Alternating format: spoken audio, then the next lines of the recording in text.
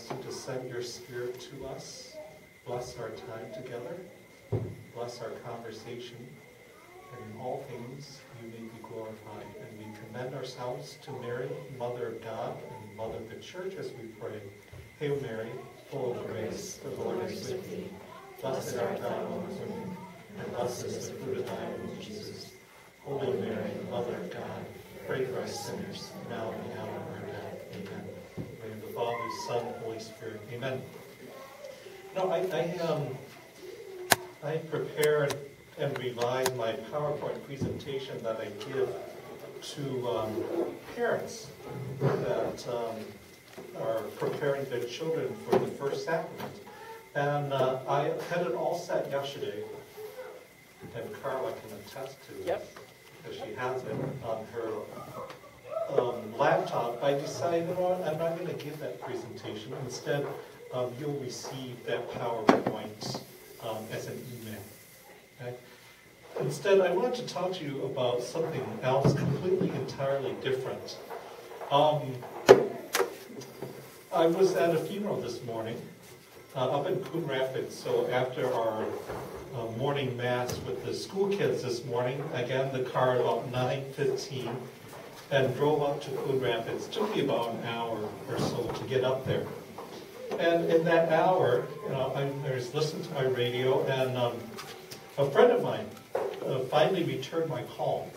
So he had FaceTimed me from Hong Kong, because I had called him. I needed his advice on a talk I was preparing for next week.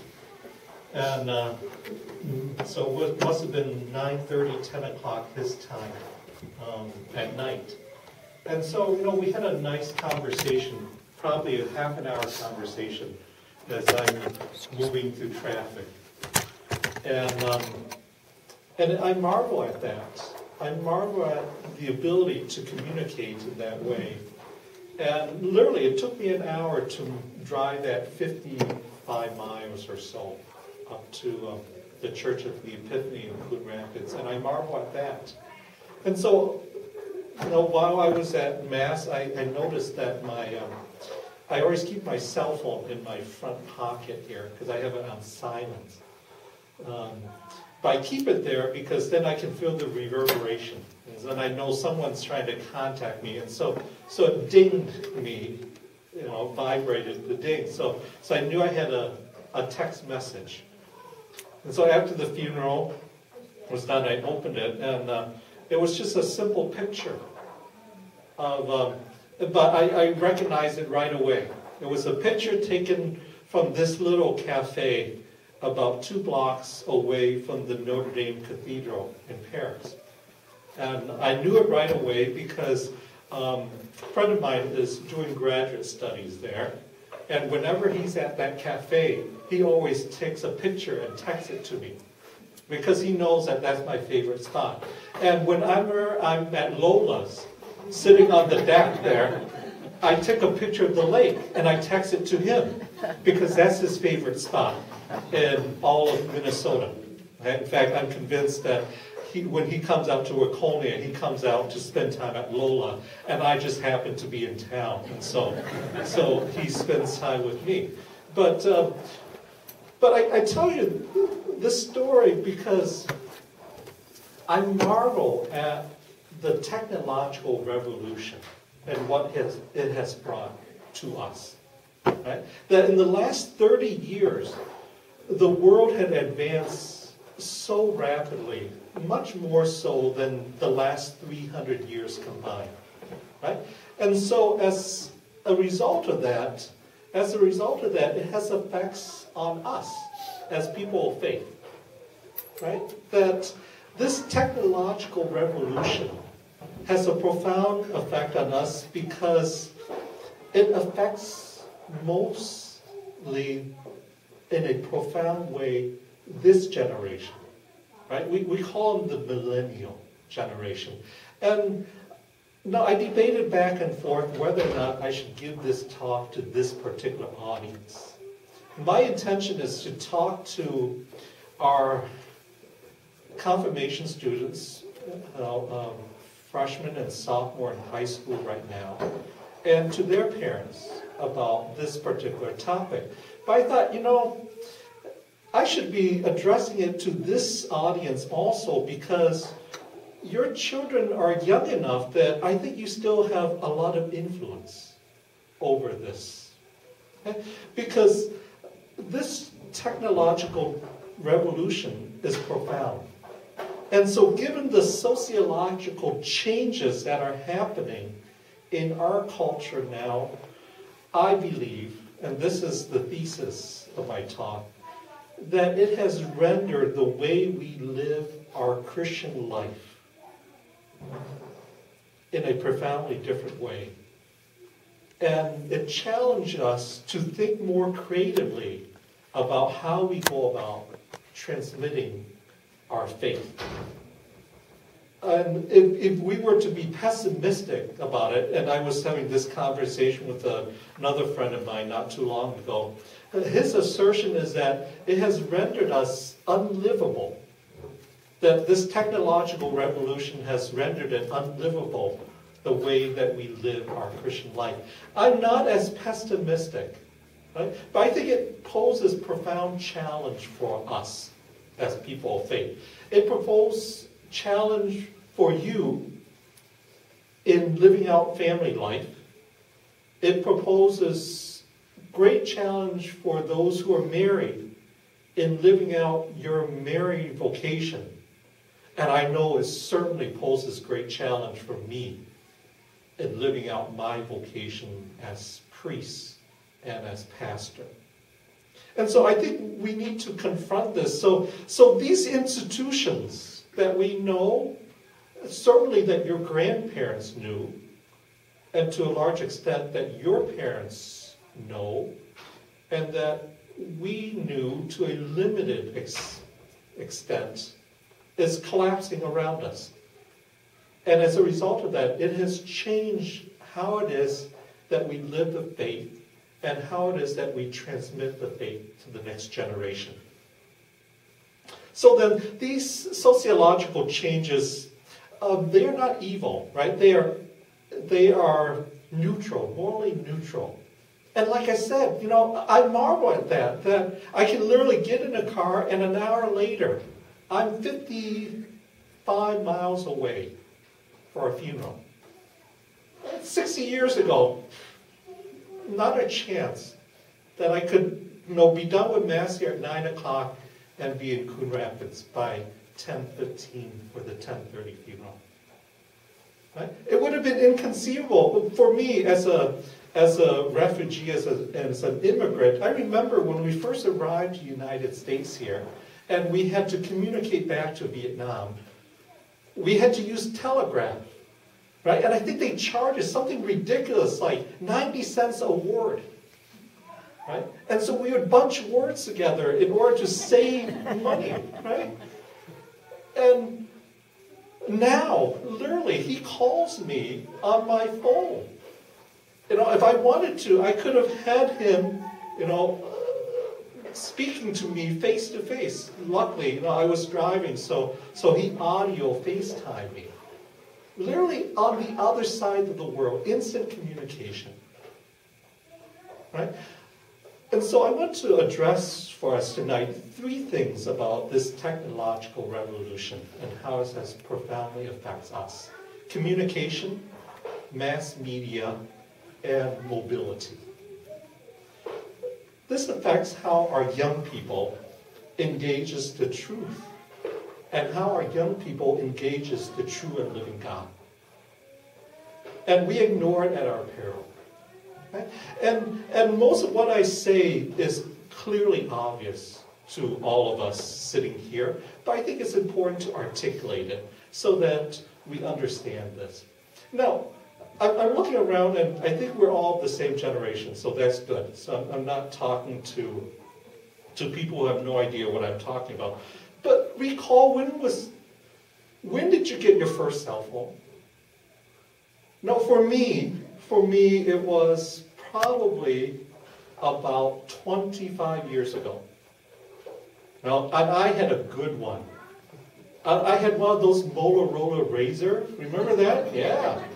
That flips out. You know, and the antenna was only like this far out. And I thought that was just marvelous. I was actually able to make a call anywhere, anytime I wanted.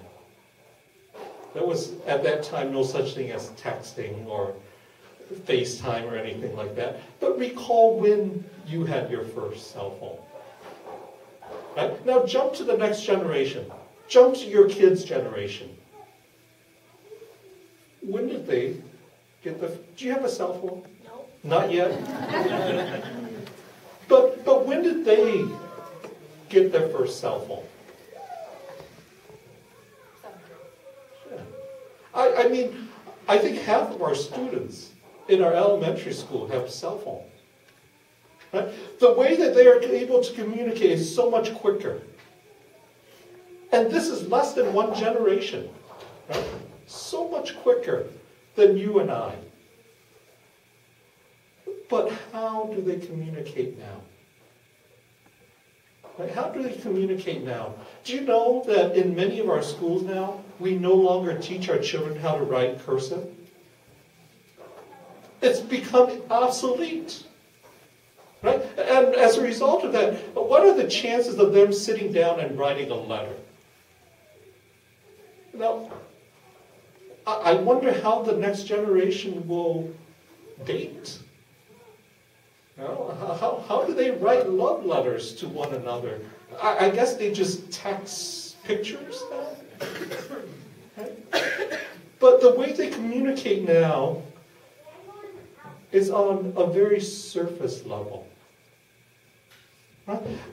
I tell you, the greatest generation, right? The World War II generation, some of those letters that you read, you know, these GIs writing back to their loved ones as they're in the Pacific or European theater. Right? I don't think we'll ever see that ever again. Ever again.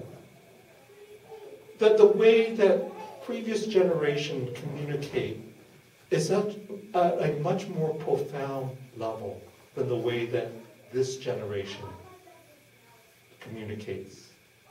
Right? And as a result of that, we have trained our children that they cannot go beyond a certain level.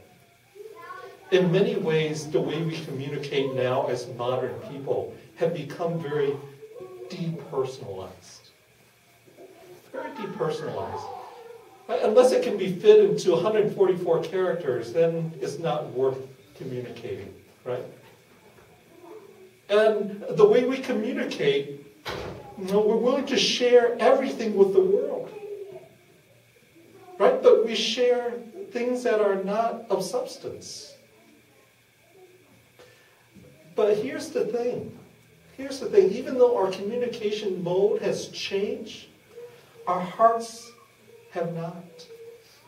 Our heart is still the same, right? Because at the core of it, we are made to be in relationship, right? We desire to be known by others, and we desire to know others, right? Because that is at the core of who we are. Because that is at the core of the God who created us. And as a result of God's creating us in God's likeness and image, God then implants into our heart this desire to be in relationship, to know and to be known. And technology is changing the way that we communicate. And it does not fulfill the desires of our hearts.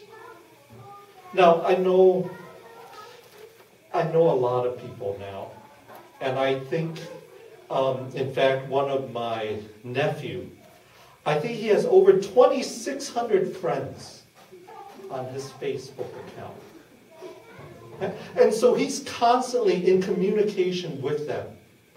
But I cannot fathom him having any particularly deep relationship with these 2,600 friends.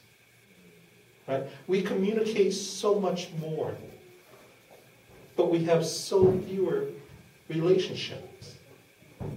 And the way we communicate does not fulfill the desire of the human heart. See, what we are experiencing right now is a divorce. A divorce in communication and in relating. Right? In previous generations, particularly in our grandparents' generations, when they communicated with each other, they are growing in relationship with one another because they communicated differently. Right? Most of their communication was face to face.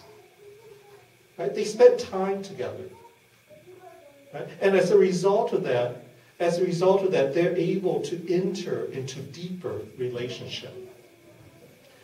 What is at stake here is if our young ones cannot relate to one another on a deep, abiding level, then we have trained them and we have not equipped them with the ability to relate to God. That's what's at stake here. Right? Because at the forefront of it is we worship a triune God who desires to be in communion with us. Let me say that again. We worship a God who desires to be in communion with us. So imagine how difficult it will be for our young ones who cannot be in relationship to one another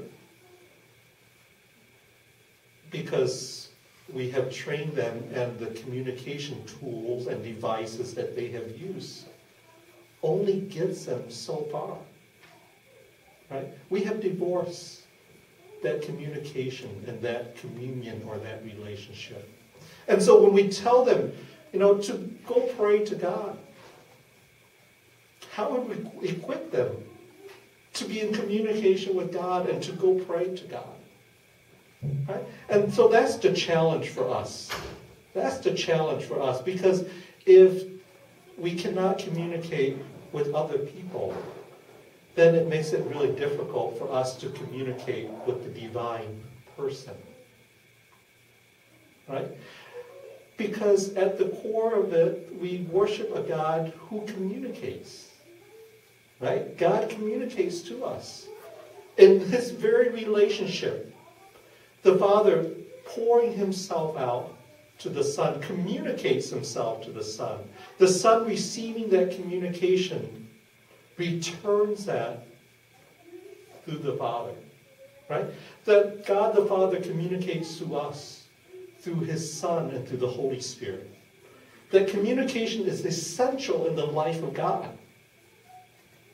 And for us, we have to examine in which way have we corrupted our ability to communicate. And in so far that we have corrupted that communication channel, our relationship with God is compromised. The second issue that profoundly affects our life as people of faith and our culture is mass media. I don't think I'm telling you anything revelatory here, that we are saturated. Right? We live in a saturated mass media. And when I say mass media, I want to talk to us, and I want us to think around how is it that information is transmitted? That the world is now shifting. In fact, I don't think it's shifting anymore. It has shifted. It has shifted in how it is that information is being transmitted. Our parents' generation, their main means of mass communication was printed words, printed text, right? Can you recall any profitable newspaper anymore? Now, how many newspapers are completely gone away? Our grandparents' generation, right? For them, I would imagine that their primary means of communication was oral communication. And for us in this area, many of them had very much a firm culture, right? That they kind of hung out with one another, and that's how they transmitted information. But this generation, this generation uses image by and large to communicate now and to transmit information. See, for us, when we hear and read information, it engages our intellect in a very different and very specific way.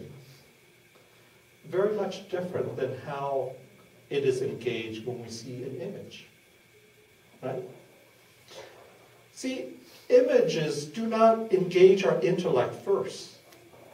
When we see something, when we see an image, the first thing it engages in us is our emotions.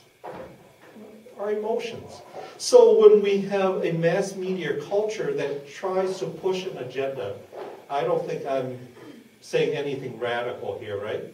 That our mass media generally try to get us to buy something, right?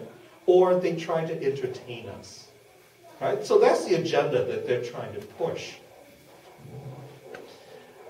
And how do they do that?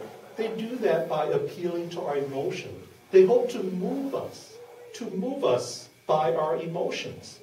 So our kids have learned and been conditioned that all the information by and large that they receive through mass media about the world, and they learn this from a very early age, is meant to stir their emotions. And sometimes, a lot of times, it's meant to manipulate their emotions. And by and large, they are being told how it is that they should feel. Now, so what's the ramifications of that? Many of our young people of this generation, they cannot make judgment. Right? They cannot make judgment based on their intellect because they have been conditioned to judge based on their emotion. Right? And so for many of them, what feels good must be correct and true and right. Right? And so what feels good must be good. And so how do we move forward in light of this? Right? That they are being informed by information that appeals to their emotion. So when we ask them to do something, how do they judge that? Whether that action is good or not. Well, how do I feel about that? They have no idea what we're talking about when we tell them, well, you should refrain from doing that even though you feel like you should do it. Because the way they absorb information has not equipped them to judge rightly, to think critically of the information that they're being exposed. Lastly, mobility. Right? It's amazing to me.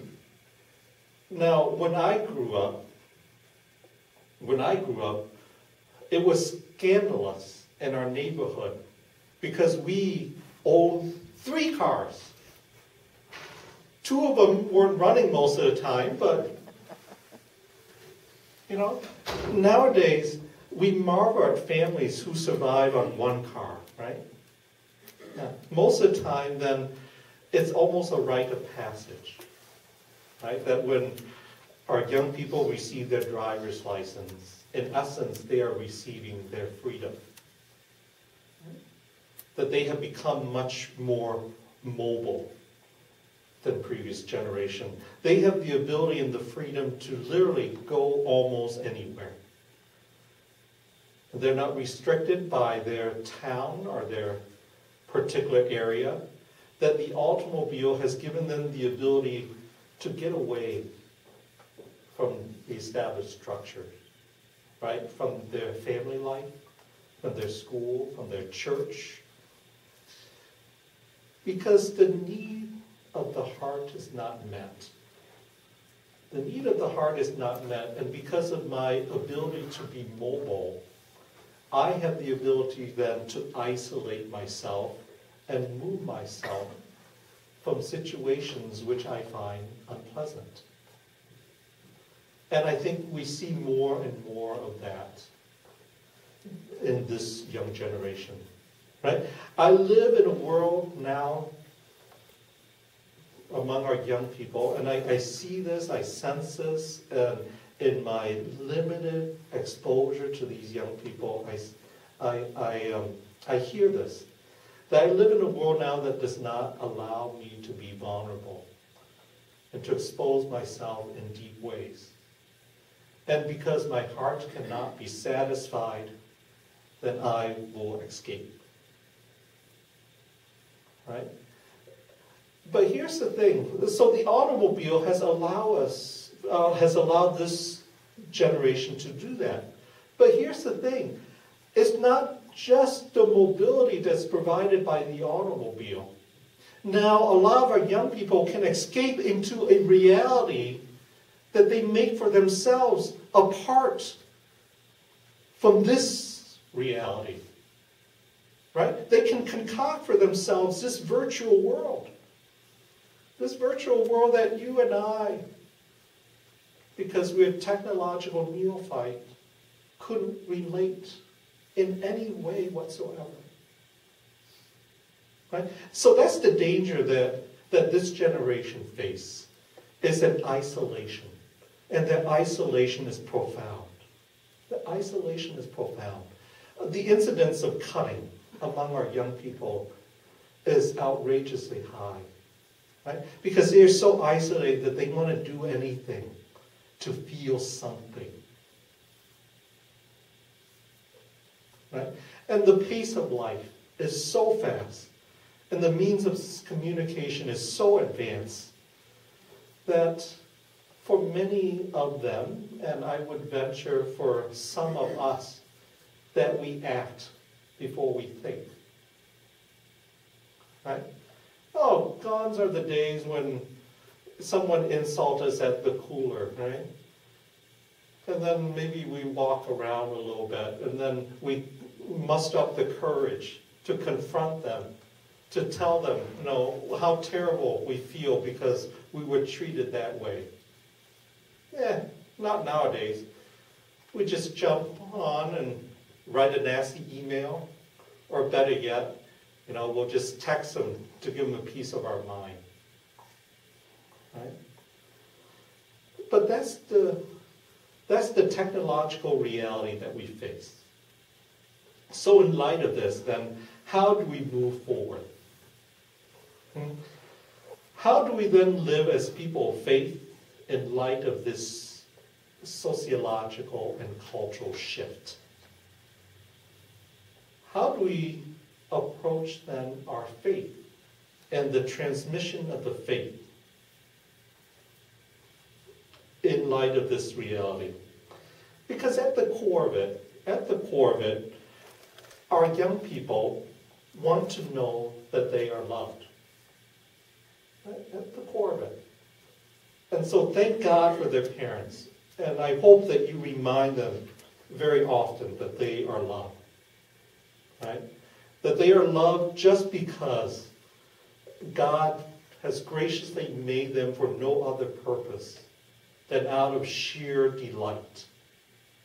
And that their parents share in that delight. And that they are loved. But for us, then, we have to shift and we have to come to an understanding of a more profoundly personal approach and a relational and an intimate model of transferring the faith to the next generation. See, for many of us, our parents growing up, 60, 70 years ago, by and large, they grew up in Catholic ghettos. Right? They were surrounded by other Catholics. Right? And if they did something wrong, oh, you bet. Not only will they hear it from the neighbor first, but they'll hear it again when they get home, right? Because the neighbor told on them. Right? That structure no longer exists for us. Right? That close-knit community of our grandparents' generation no longer exists. See, their pace of life was much slower. They had the structure and the support and those deep human relationships that we do not have now for this generation. Then how do we go about breaking through this sociological shift? We go back to the early church. That's what I propose. We go back to the early church, to discipleship. Right? How did Jesus live his life? He invited the original 12. Right? He approached them and he invited them to come and follow me.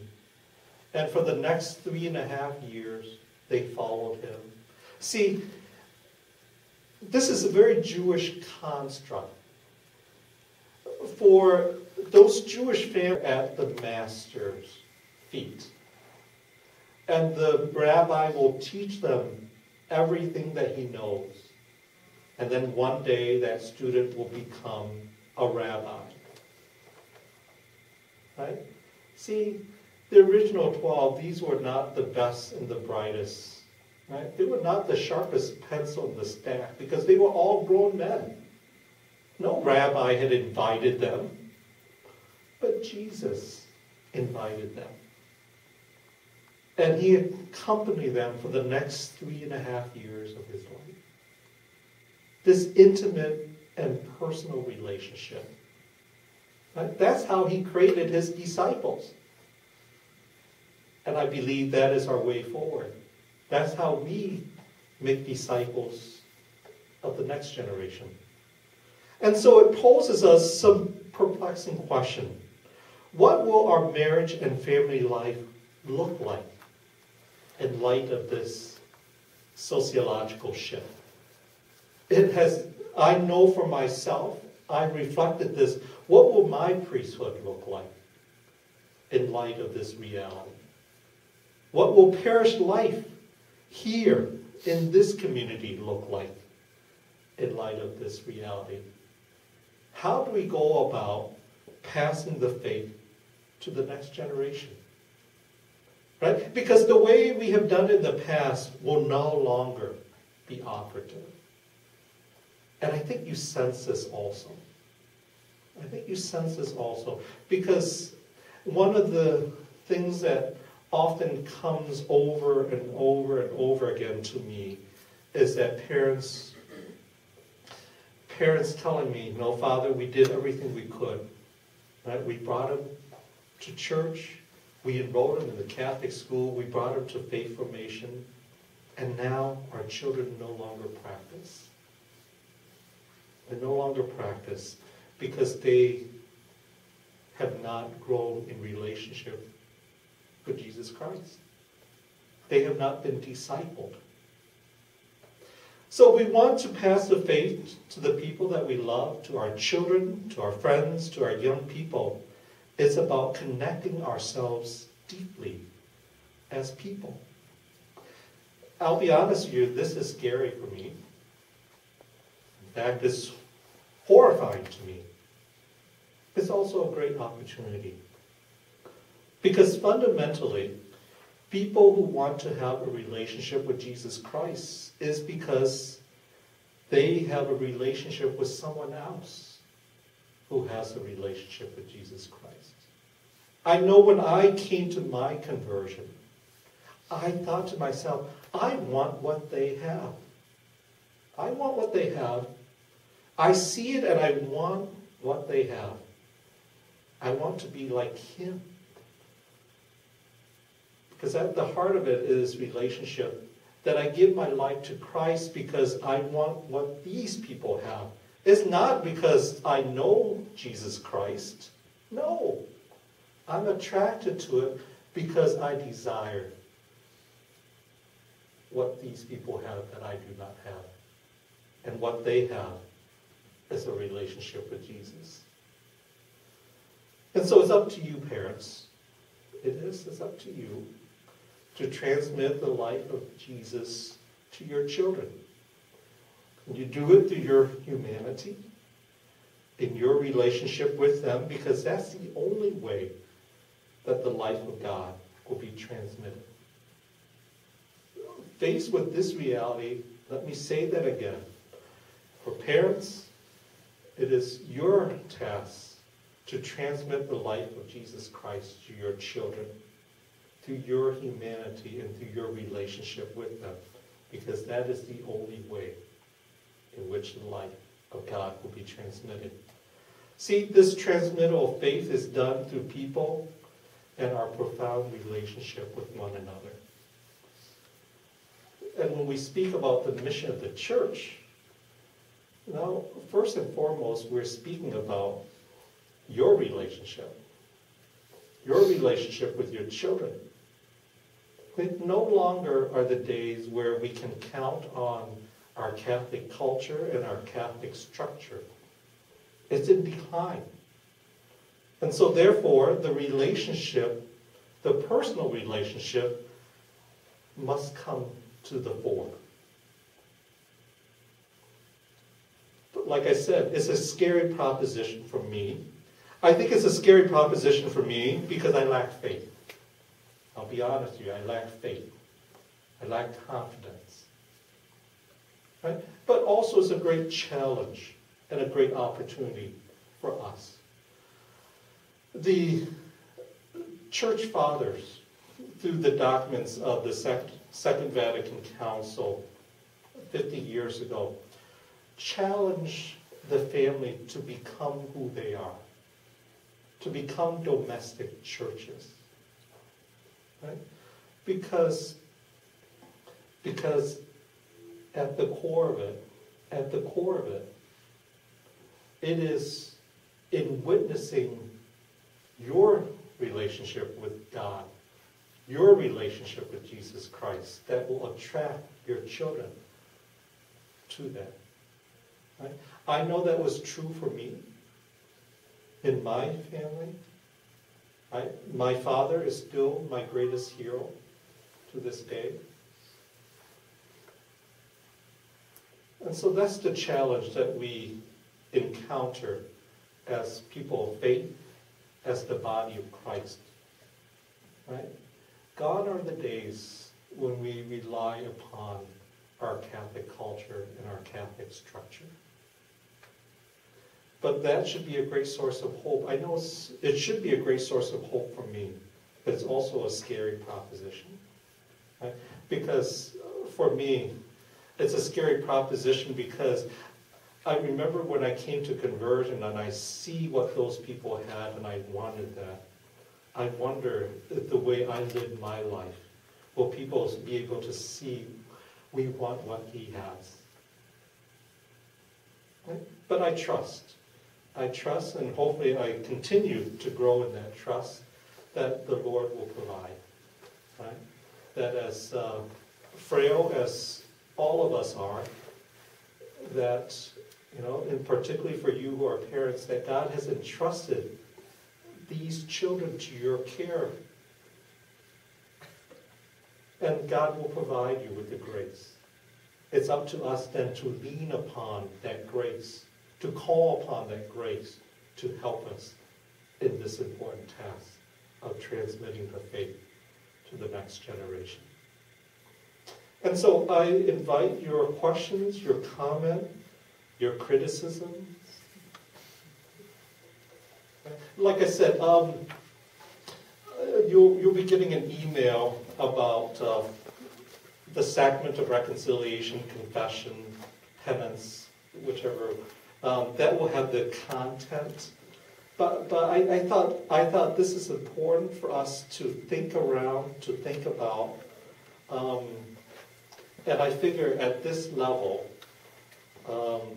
you'll still have many opportunities to change the trajectory, right? Particularly in the life of your family and in the life of your children. But it does require us to examine how it is that we live out our vocation as priests, as married people, and how do we live out our family life together. Right? Questions? Comments?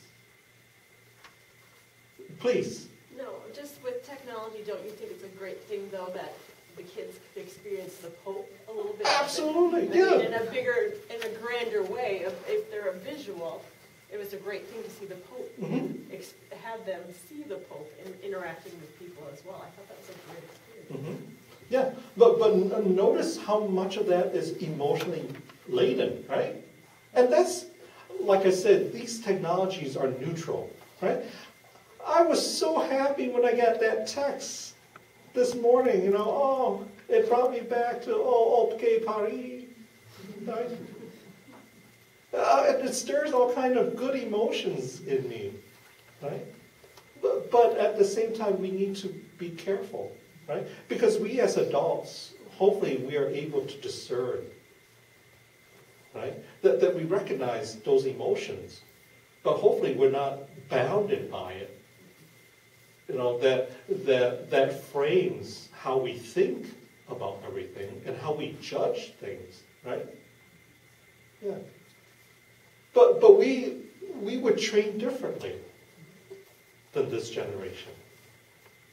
We communicate differently than this generation. Right? Yeah. I think they also have better communication or visual of the Pope, too. I mean, being out and amongst the people in the United States. You bet. Where they would never probably get that kind of exposure, except if someone was showing something at the Vatican, which I think is somehow more powerful there, too, because I can show, look what he's doing. He's here in the United States reaching out. Look at how many people are in Mass, listening to what the Pope has to say. They might not even be Catholic. Exactly. Yeah, because these technologies are neutral, morally neutral. Right? How we use it is really important. Right? No, I like technology. Well, especially medical technology. I plan to live to like 120 and live it well, without the benefit of exercising. Right? Because medical technology is going to get me there. Right? Yeah. No. And so no, I don't want to. I hope you don't hear me saying that technology bad. No, I like my iPhone.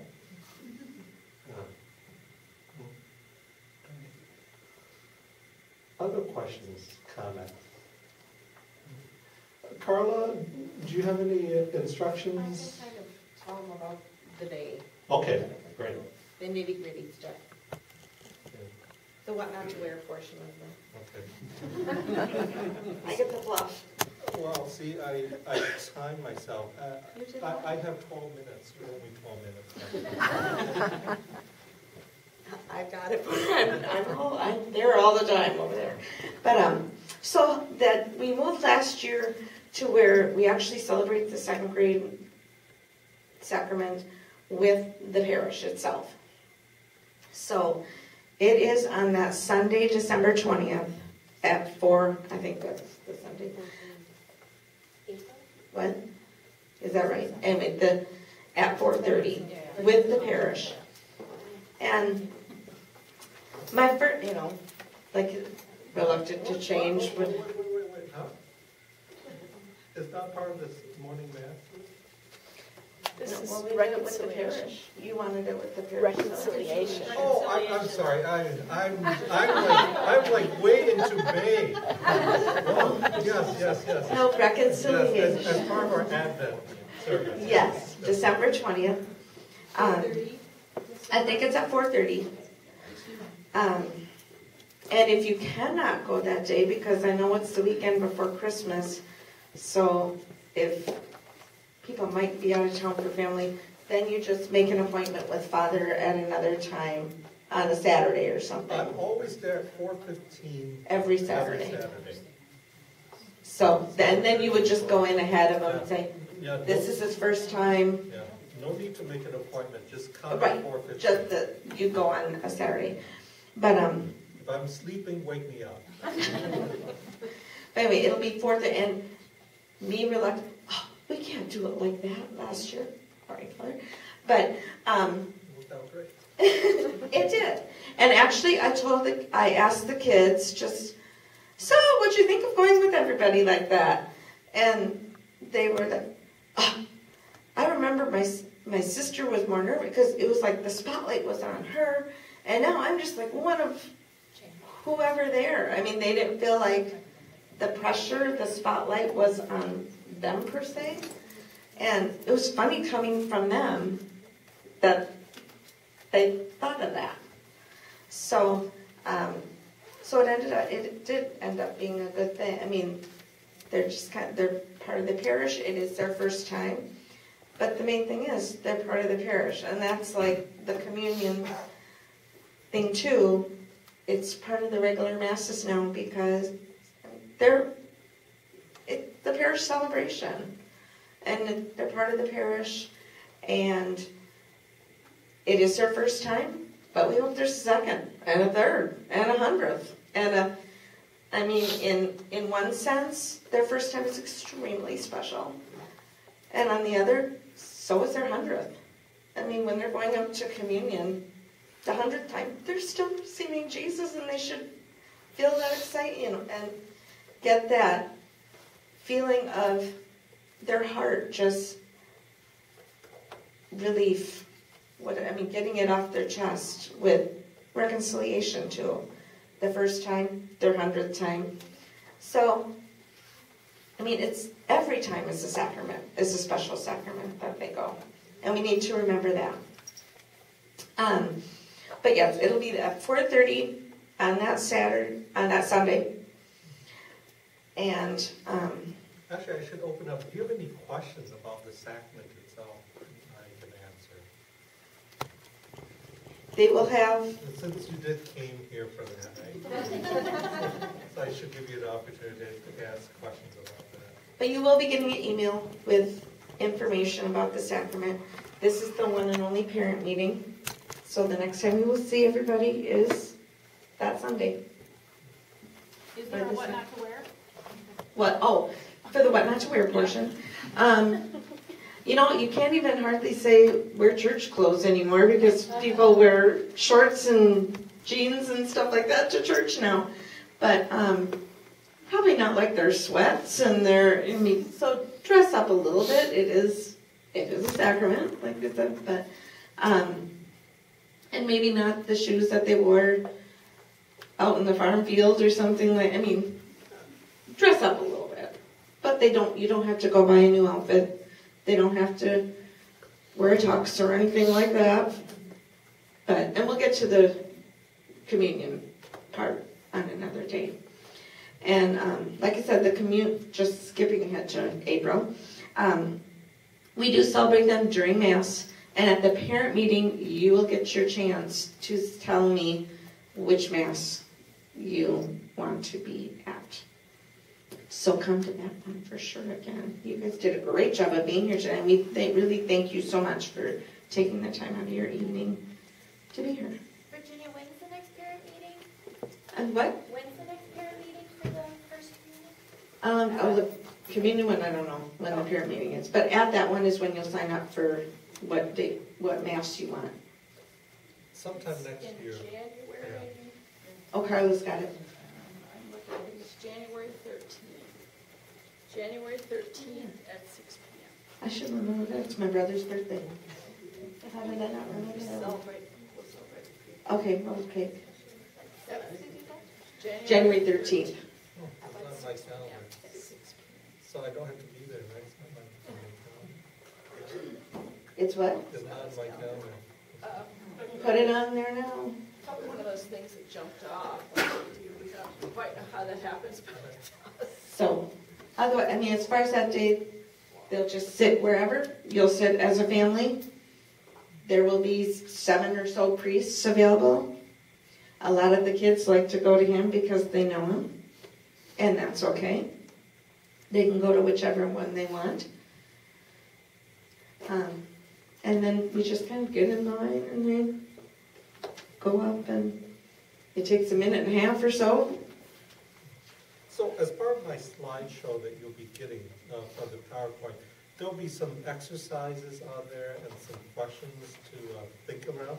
I encourage you to take a look at those activities and those questions, and you know, and really dwell into those. And as far as instruction, we really do try not to focus on the negative part of that, how wrong you, how bad you were. It's more the rejoicing of being forgiven by God, and that feeling of being forgiven, and when we're sorry. And we talk a lot about the difference between mistakes and sins, and just the rejoicing part of it. I mean, it's a joyful sacrament. And I don't know that I had that growing up, but I think we're trying to move that direction more. But As my penitents tell me, it's the sacrament of relaxation. he says wake him up if he's but, and you guys are all encouraged to go as well, as an example. But, I don't know, anything else? If you have an orange book, that means your children are in faith formation on Wednesday nights or on Sunday. We would ask that you do the first 4 home lessons with them prior to coming to the next session. Okay, did y'all hear that? The first 4, so 1 through 4. The home lessons are designed to be 5 or 10 minutes, you know.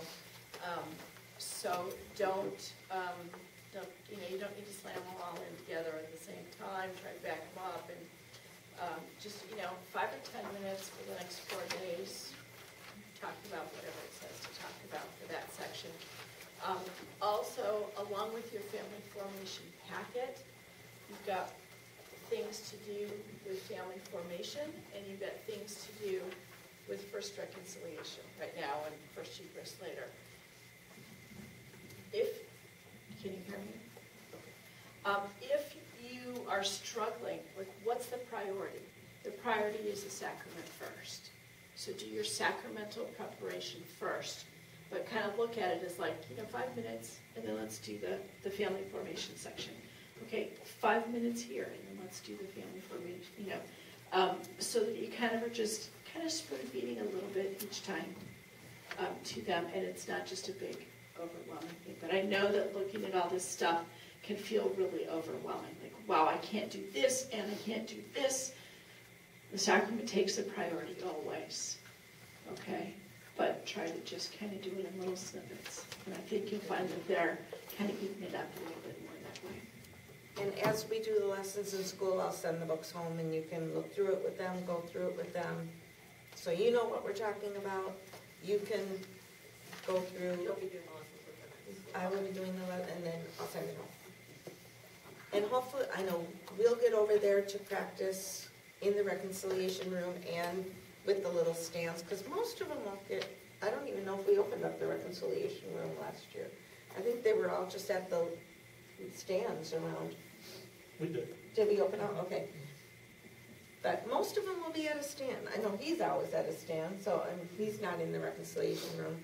So we practice both, and I think they do in faith formation too. They come over and They'll come over and they'll look at the reconciliation. Check it out. They'll look at the credos that we have, so, and have an opportunity to kind of pretend role play.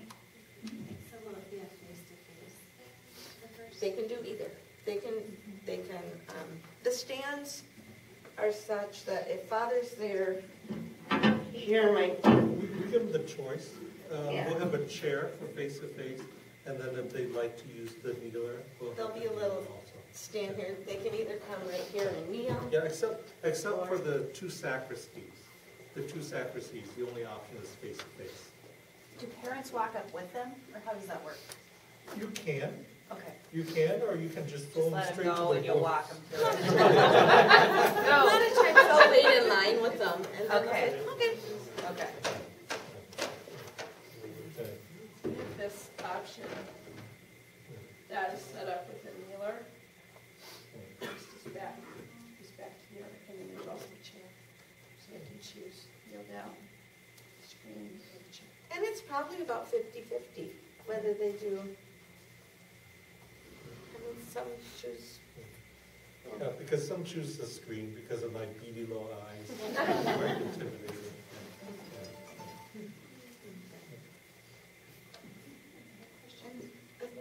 Thinking if this comes back with them when they come.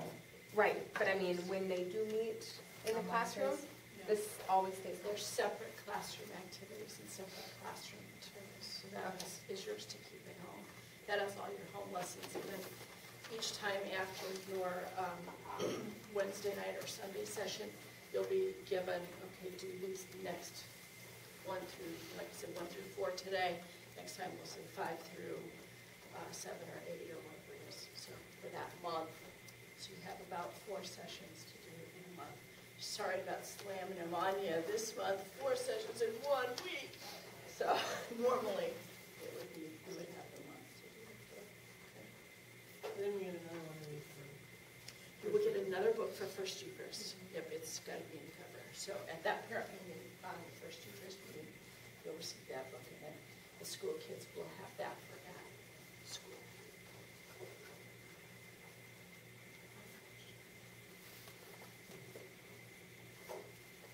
Okay. One of the primary, I just want to say this really quick, one of the primary things you're going to get in the email is not only Father's presentation, so please look at that. This video, hopefully, will be up on the website in the next several days. If you would like to revisit this or share it with maybe a spouse or somebody who wasn't here, that'll be available. But also attached in that email will be your baptismal information for your child. And we'll ask you, you can either print it or you can fill it out electronically and email it back to us. But we need to know just a couple really quick things. We need to know, your name, and your child's name, their date of birth. We want the mother's maiden name, and we want the church, the name of the church where they're baptized, and the city and state.